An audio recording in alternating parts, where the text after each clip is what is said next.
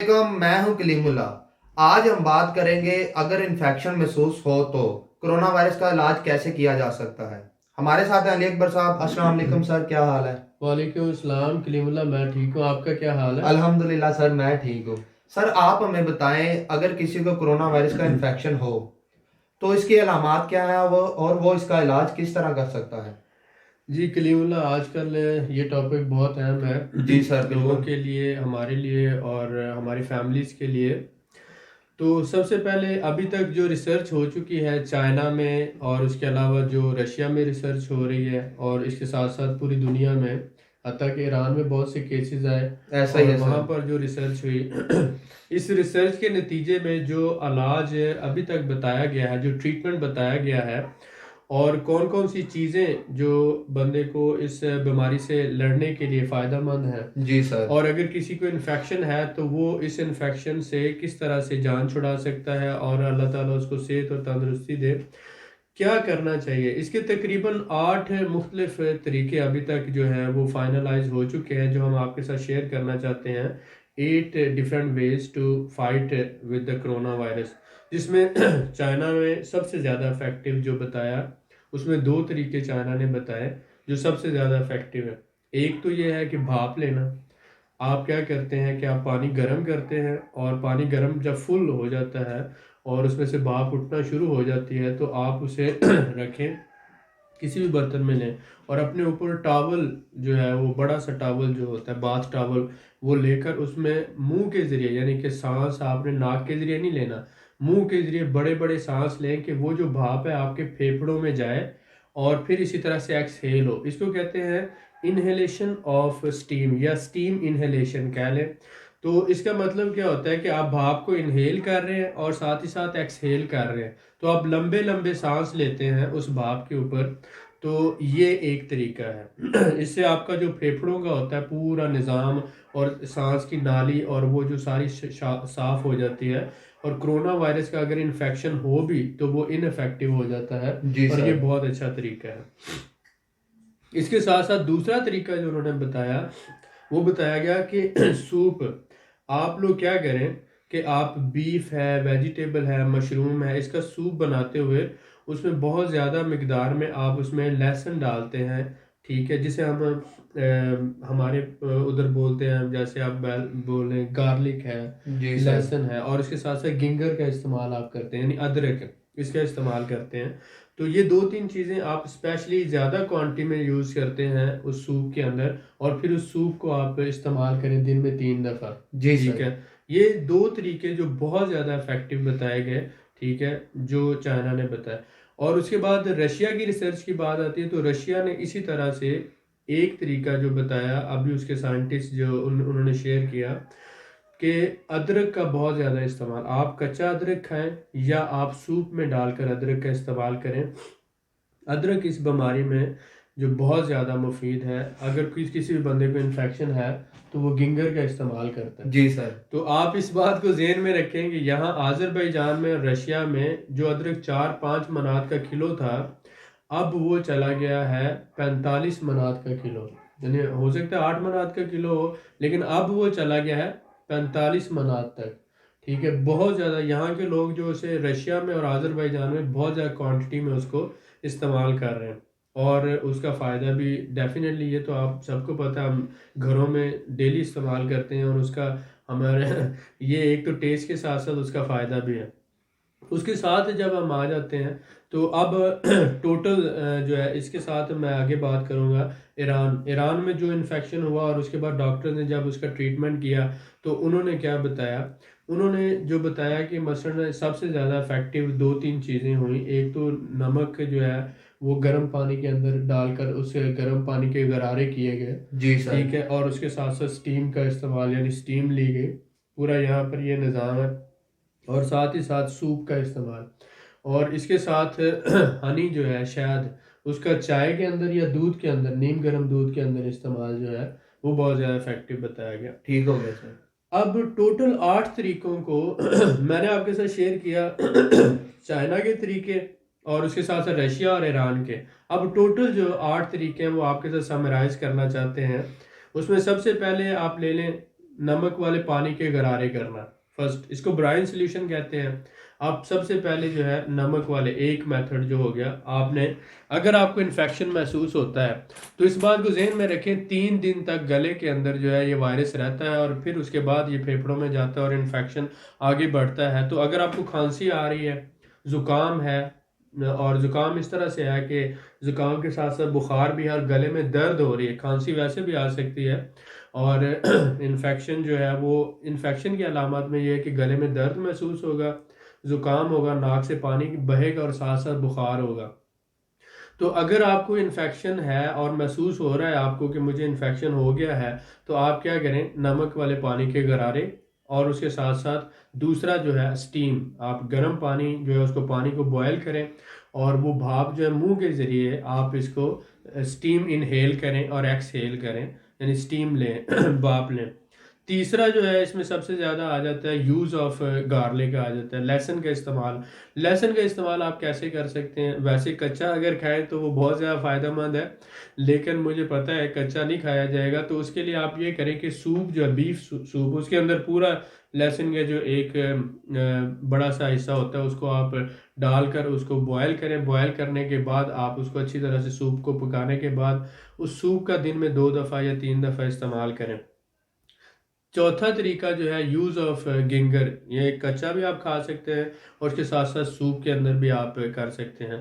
पांचवा तरीका जो है उसमें उन्होंने बताया कि आप दूध के अंदर जो हल्दी है, ये 1 चम्मच हल्दी का आप डालकर एक एक कप दूध के अंदर, नीम गर्म दूध के अंदर, उसमें अगर शहद भी आप डाल लेते हैं और साथ साथ ये हल्दी भी डाल लेते हैं तो ये बहुत ज़्यादा फ़ायदेमंद है। ये आपकी पूरी जो अंदर की बॉडी है उसको, आपकी जो इम्यून सिस्टम है उसको बहुत ज़्यादा एक्टिव कर देता है। और आपको पता है पुराने वक्तों में जब बंदे को चोटें लग जाती थी तो उसको हल्दी वाला दूध पिलाया जाता था, ऐसा ही है सर। ये उसकी कुव्वत मदाफ़त को बहुत ज़्यादा बढ़ा देता है। तो उसके साथ साथ आप शहद का इस्तेमाल करते हैं, ये छठा तरीका है।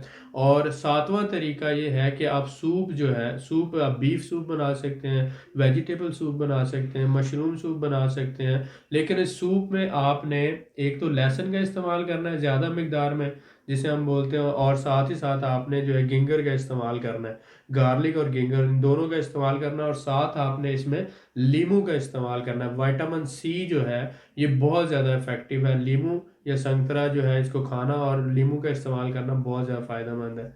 और इसके बाद आठवां तरीका जो है यूज़ ऑफ कलवंजी, आप शहद वाले दूध के साथ अगर 1 चम्मच या आधा चम्मच कलवंजी का भी इस्तेमाल कर लें तो वो इस बीमारी से लड़ने के लिए और आपकी कुव्वत मदाफ़त को बढ़ाने के लिए बहुत ज़्यादा इफेक्टिव है। 8 तरीके हमने बताए हैं, नमक वाले पानी के गरारे, उसके बाद स्टीम टेकिंग, उसके बाद use of garlic, use of ginger, उसके बाद यूज़ ऑफ टर्मरिक, हल्दी का इस्तेमाल, उसके बाद सूप इस्तेमाल करना, और उसके बाद शहद का इस्तेमाल, और साथ ही साथ यूज़ ऑफ कलवंजी। इन 8 तरीकों का अगर आप इस्तेमाल करते हैं तो इंशाल्लाह ताला आपको ये बीमारी से लड़ने के लिए, और अगर आपको इन्फेक्शन हो भी गया है तो उस इन्फेक्शन को ख़त्म करने के लिए 98% या 99% ये इफ़ेक्टिव है। अभी तक जितने भी मरीज़ सेहतयाब हो चुके हैं उनको सूप दिया गया है और साथ साथ उनको स्टीम यानी भाप जो है इनहेल और एक्सहेल कराई गई है, और साथ ही साथ ये जो डिफरेंट अदरक है या इस तरह से गार्लिक और ये जो सारे हैं ये सूप के अंदर इस्तेमाल करवाए गए हैं और ये बहुत ज़्यादा इफ़ेक्टिव हुए हैं। इस बात को मद्देनज़र रखें कि ये मेरी रिसर्च नहीं है, ये चाइना, रशिया और ईरान में जो मरीज़ों के ऊपर जो अब तक ज़बरदस्त रिसर्च करते हुए उनको जो चीज़ें खिलाई गई और जो तरीके अडॉप्ट किए गए, natural ways to fight with the disease, ये वो हैं और उनकी समरी है जो आप लोगों के साथ हम शेयर कर रहे हैं। तो इसको आप, एक तो हमारी रिक्वेस्ट ये है कि सीरियस लें, दूसरी रिक्वेस्ट ये है कि ये कोशिश करें कि ये जो वीडियो है तो अपने दोस्तों के साथ भी शेयर करें, और ये अगर वीडियो शेयर नहीं करते तो कम से कम इंफॉर्मेशन ज़रूर शेयर करें कि ये जो है, ताकि किसी बंदे को अगर इन्फेक्शन है या उसकी अलामत है तो बीमारी से वो बेहतर तरीके से लड़ सके और अल्लाह ताला आपको सेहतयाब करे। आमीन सर, बहुत शुक्रिया सर आपका। जिस तरह सर आपने बीमारी से लड़ने के लिए ये सारी तदाबीर बताई हैं, बहुत शुक्रिया सर। मैं आपसे जानना चाहूँगा, अगर कोई शख्स क्वारंटाइन में है तो उसको क्या करना चाहिए? देखिए, क्वारंटाइन में जाने का मेन क्या होता है कि आपको अगर इन्फेक्शन हो गया है जी तो सर। आप दूसरों से अलहदा हो जाते हैं। बिल्कुल ठीक है। अब अलहदा रहकर आपको क्या करना है? अलहदा रहकर आपको एक तो अपने बॉडी का इम्यून सिस्टम जो है उसको बढ़ाना है। जी सर। दूसरा ये है कि आपको ऐसे जो है अपना नेचुरल वे से ट्रीटमेंट करना है कि अगर आपको इन्फेक्शन है जी तो वो सर। इन्फेक्शन का खात्मा हो। और तीसरी सबसे क्वारंटाइन में रखने की वजह ये होती है कि आपके अंदर जो इन्फेक्शन है दूसरों तक ना फैले। बिल्कुल ठीक। तो आप इंटरेक्शन कम से कम करें दूसरे लोगों के साथ। और ये आप क्वारंटाइन में रहते हुए जैसे हमने 8 तरीके बताए हैं, जी सर। आप ये सारे लोग जो क्वारंटाइन में हैं उनके लिए ज़रूरी है कि वो सुबह उठते और रात को सोने से पहले नमक वाले पानी के गरारे करें। जी सर। दिन में 2 दफ़ा भाप इनहेल करें, एक्सहेल करें जी सर। भाप। और सूप दिन 2 से 3 दफ़ा, वेजिटेबल है या बीफ सूप है, इसका इस्तेमाल नींबू के साथ, अदरक के साथ और साथ ही साथ लहसुन, इन सारी चीज़ों को मिक्स करके ये सूप का इस्तेमाल करें। जी सर। और अगर अफोर्ड कर सकते हैं तो शहद जो है उसको भी खाएं और साथ साथ कलवंजी का इस्तेमाल करें। ये उनकी कुव्वत मुदाफ़त को बढ़ाएगा जी और सर। बीमारी से लड़ने के लिए उनका जो इंटरनल सिस्टम है बॉडी का, एंटीबॉडीज़ क्रिएट करना और पूरा जो है इस बीमारी के ख़िलाफ़ लड़ना, वो उसमें बहुत ज़्यादा पावरफुल होगा। ये उनको ये करना, एक तो इंटरेक्शन कम करना और जी दूसरा सर। ये नहीं कि वो बैठे रहें। अगर उनके पास शहद नहीं है, कलवंजी नहीं है, सूप नहीं है, तो पानी तो गर्म करके दिन में 2 दफ़ा भाप तो ले सकते हैं ना वो। ऐसा ही ठीक है है, और सर। साथ साथ वो नमक वाले पानी के गरारे तो कर सकते हैं ना। जी सर। ये तो एक गरीब से गरीब बंदा भी अफोर्ड कर सकता है। तो मेरे ख्याल में जो बंदे ये 2 काम करेंगे तो कम से कम 70-80% वो अपने अंदर से बीमारी का खात्मा कर लेंगे। जी सर, ऐसा ही है सर। बहुत शुक्रिया सर। सर जैसा कि आपने बताया कुव्वत मुदाफ़त के बारे में, जी जी इसी के बारे में मैं आपसे मज़ीद डिटेल चाहूँगा जी कि सर अगर किसी बंदे को इन्फेक्शन हो जाता है तो वो इस बीमारी के खिलाफ कुव्वत मुदाफ़त को कैसे बढ़ा सकता है? जी। कुव्वत मुदाफ़त को बढ़ाना, अब ये देखें कि जो यंगस्टर होते हैं जिनकी एज 15, 16, 17, 18 साल से लेकर 30 साल तक है, जी इनमें सर। तो जो एंटीबॉडीज़ हैं और जो बीमारी के ख़िलाफ़ लड़ने की अल्लाह ताला की तरफ से जो सलाहियत होती है ना, कुव्वत मुदाफ़त बहुत ज़्यादा होती है। बिल्कुल सर। इससे जब बंदा 40 साल से आगे चला जाता है, 50 साल, 60 साल, तो सबसे ज़्यादा इन्फेक्शन जो है ये बूढ़े लोगों को हो रहा है। यानी कि हमारे वालिदैन जो हैं वो सबसे ज़्यादा इन्फेक्टेड हो सकते हैं। जी तो सर। हमें पहली बात तो ये करनी चाहिए कि आप अगर बाहर जाते हैं तो आप वापस आते हुए या आप ये पूरी एहतियाती तदाबीर का इस्तेमाल करें, अपने लिए नहीं, अपने वालिदैन और अपने बड़ों के लिए। जी ठीक सर। है। दूसरा ये कि वो आप उनको शहद का इस्तेमाल करवाएं। ठीक है, वो जी शहद सर। खाएं और साथ ही साथ कलौंजी का इस्तेमाल करवाएं और साथ सूप का इस्तेमाल करवाएं। अगर किसी को इन्फेक्शन नहीं भी है तो फिर भी ये चीज़ें इस्तेमाल करवाएं उनको, ताकि इन्फेक्शन हो ना। ठीक है, बिल्कुल और सही। वो इससे बिल्कुल। महफूज रहे। बिल्कुल अगर ठीक है सर। इनिशियल स्टेजेस में बाज़ दफ़ा अलामत ज़ाहिर नहीं होती। ऐसा ही अब है सर। ऐसे चाइना में बहुत से केसेस आए हैं और पाकिस्तान में भी ऐसे केसेस रिपोर्ट हुए हैं जिनमें कोई भी अलामत नहीं है, लेकिन जब टेस्ट किया गया तो वो पॉजिटिव आया। तो जी इसका सर। मतलब ये है कि ज़रूरी नहीं कि आपको खांसी हो, ज़ुकाम हो, बुखार हो तब इन्फेक्शन होगा।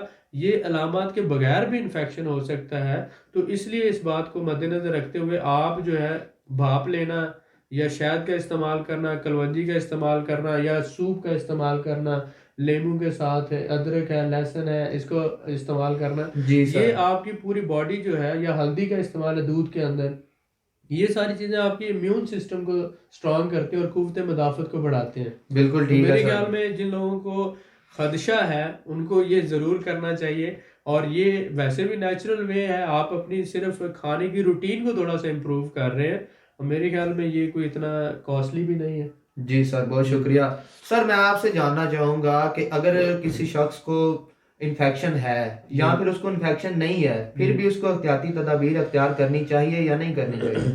अच्छा देखें, बात यह है कि अगर एक बंदे को इन्फेक्शन है जी तो सर। उस पर तो एक जिम्मेदारी आयद हो जाती है कि वो अपने आप को सेल्फ आइसोलेशन में ले जाए। बिल्कुल सर, ऐसा वजह ही है। क्या है कि अगर वो किसी का मुखलिस दोस्त है, किसी का मुखलिस रिश्तेदार है, किसी का मुखलिस भाई है, शौहर है, बाप है, बेटा है, जी तो सर।